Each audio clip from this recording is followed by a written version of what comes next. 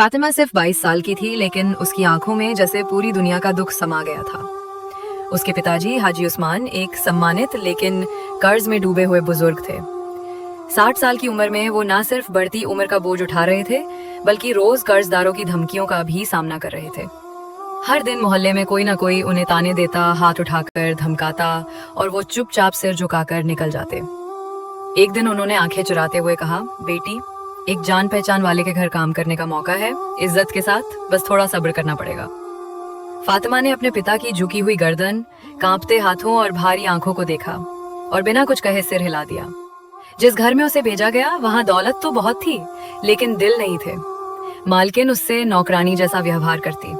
सुबह से लेकर शाम तक बर्तन मंगवाना, झाड़ू पोछा करवाना, कपड़े धुलवाना और खाने के नाम पर सिर्फ अपमान। कई बार पूरा दिन उसे कुछ खाने को नहीं दिया जाता।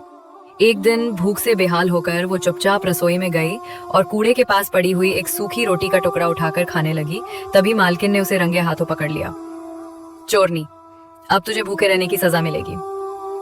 ये शब्द उसके कानों में जैसे आग की तरह घुल गए। रात को वो अक्सर दरवाजे के पीछे छिपकर रोती थी, बस यही कहती, हे भगवान, मेरे बाबा को माफ कर देना, उन्होंने मजबूरी में मुझे यहाँ भेजा।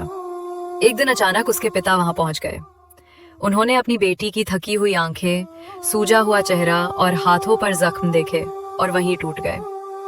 बेटी, मैंने तुझे इस जुल्म के लिए नहीं भेजा था, मैं तो बस चाहता था कि तू सुरक्षित रहे। फातिमा ने उनके कांपते हाथों को थाम लिया और रोते हुए कहा, बाबा, मुझे पता है आपने ये सब मजबूरी में किया, मैं आपसे नाराज नहीं हूँ। उस रात बाप बेटी ने मिलकर फैसला किया, अब वो सच्चे मन से जिएंगे। हाजी उस्मान ने एक छोटा सा ठेला लगाया और फातिमा ने मोहल्ले की लड़कियों को कुरान पढ़ाना शुरू किया। समय लगा, लेकिन फिर से उनकी जिंदगी में इज्जत, शांति और मुस्कान लौट आई। अंत में फातिमा ने बस इतना कहा, जिस पिता ने खुद को मिटाकर अपनी बेटी के लिए जीना चाहा, वो कोई गुनहगार नहीं, बल्कि असली हीरो होता है।